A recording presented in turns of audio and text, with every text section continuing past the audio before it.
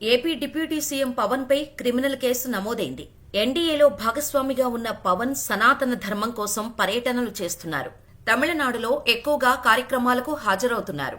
అక్కడ బీజేపీ నేతలతో కలిసి సభల్లో పాల్గొంటున్నారు. డీఎంకే నేతలు సైతం పవన్ ను టార్గెట్ చేస్తున్నారు, సవాళ్లు విసురుతున్నారు. ఈ సమయంలోనే మరో అనూహ్య పరిణామం చోటు చేసుకుంది. పవన్ పైన క్రిమినల్ కేసు నమోదైంది. ఈ వ్యవహారం ఇప్పుడు రాజకీయంగా సంచలనంగా మారుతోంది.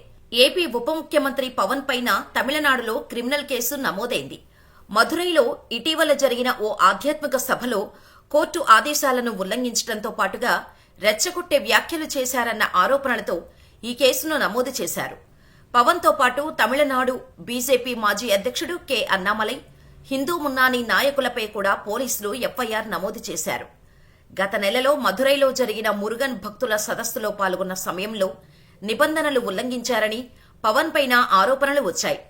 అన్నానగర్ పోలీస్ స్టేషన్లో కేసు నమోదు చేశారు. అడ్వకేట్ వాంజినాథన్ ఫిర్యాదు మేరకు పోలీసులు పవన్తో పాటుగా ఈ సభ నిర్వాహకులపై ఎఫ్ఐఆర్ నమోదు చేశారు. కాగా ఈ కేసులో పోలీసులు ఐపీసీ సెక్షన్ 196, 299, 302, 353 వీటి కింద ముమ్మడిగా కేసు నమోదు చేశారు. సభలో ప్రసంగించిన పవన్ సున్నిత అంశాలను ప్రస్తావిస్తూ విద్వేషాలు రెచ్చగొట్టే విధంగా వ్యాఖ్యలు చేశారనే ఆరోపణలతో కేసు నమోదు చేసినట్టు ఎఫ్ఐఆర్లో పేర్కొన్నారు. ముదులో మురుగన్ భక్తుల సదస్సు జరగటానికి ముందే ఆంక్షలు విధించినా వాటిని పాటించకుండా కార్యక్రమాన్ని నిర్వహించారన్నది ప్రధానంగా ఫిర్యాదులో పేర్కొన్నారు.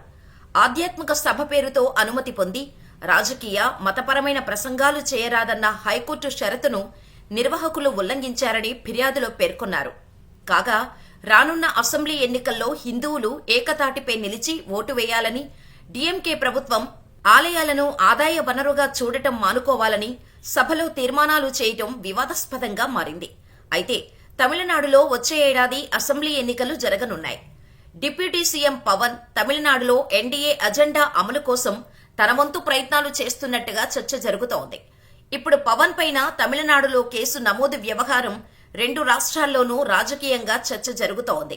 ఈ కేసుపైన జనసేన నేతలు ఎలా రియాక్ట్ అవుతారన్నది చూడాల్సి ఉంది.